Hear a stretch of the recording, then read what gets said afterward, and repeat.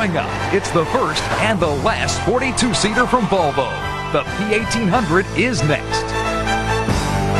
Classic Car and Driver, a flashback to the archives and the machines of our automotive past. It was 1961, and Volvo was just as stodgy then as they are today, making sensible sedans. But then they sent over a two-place sporting car that was also sensible if you didn't think too much about the tail fins. It wasn't quick. 0 to 60 took 14 seconds.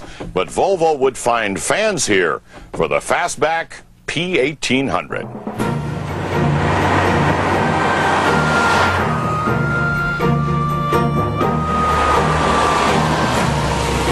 The Volvo company began in 1927, assembling reliable cars for the Swedish masses. It wasn't until 1956 that Volvo began exporting cars to the U.S. with the PV444. In 1953, Volvo's vice president became intrigued by Corvette's fiberglass body and wanted his own version of the car. The P1900 was quite a departure from any Volvo before, but manufacturing problems limited the number to less than 100 before ending the run in 1956. But the public still wanted a Volvo sports car. Well, Volvo is known for building sensible cars, so when they built a sports car, no surprise, they built a sensible sports car, and that's what the P1800 was.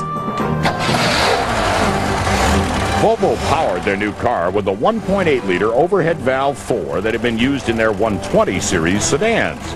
They hired Italian design firm Ghia to come up with body ideas, and they were planning to use the German company Karmann to build it.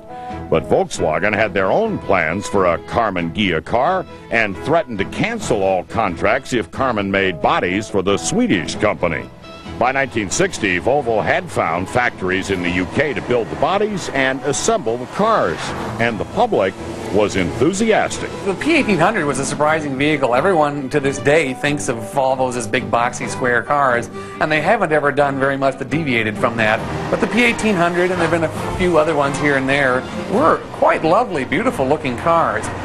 Marketing was one of Volvo's strengths, and getting public interest was as easy as turning on the TV.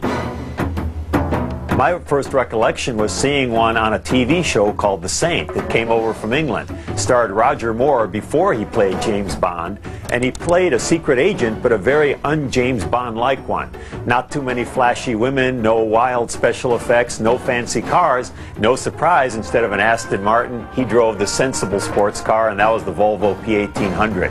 A clever magazine campaign kept potential buyers excited about getting their own affordable imported sports car.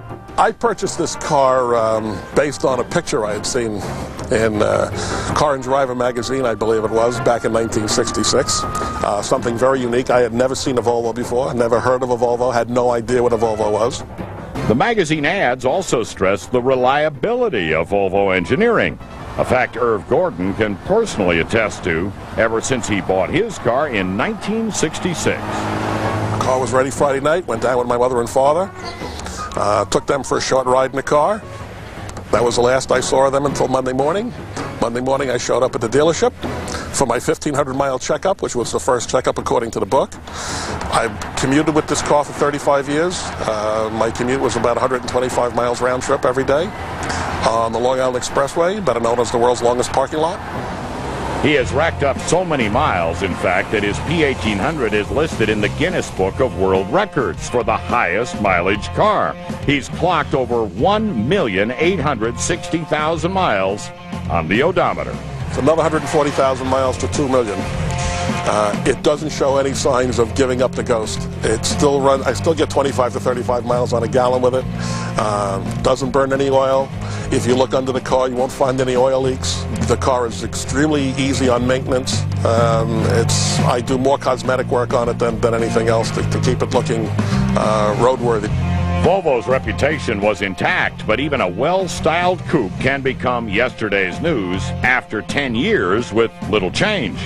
So Volvo brought out the P1800 in a new style of the day, the Sport Wagon. The editors of Car and Driver gave their definition of this new design in 1972. writing, "The whole idea of sport wagon, apart from the styling considerations, is to retain the accurate handling and driving pleasure of a sporting car and at the same time gain some cargo space." The last P1800 sport wagon rolled off the assembly line in 1973, but it is still influencing some of today's small wagon designs. Audi talks about it in connection with the A4 Avant. They talk about the glory days of the 1800 wagon, P1800E, and that really inspired a lot of design that has come down to this day. And then there's the future. Volvo used styling cues from the wagon in their new safety car concept, introduced at last year's Detroit Auto Show. It includes all the latest safety developments Volvo is famous for and keeps alive their desire to make safe, reliable cars that can also be stylish, like the classic P1800.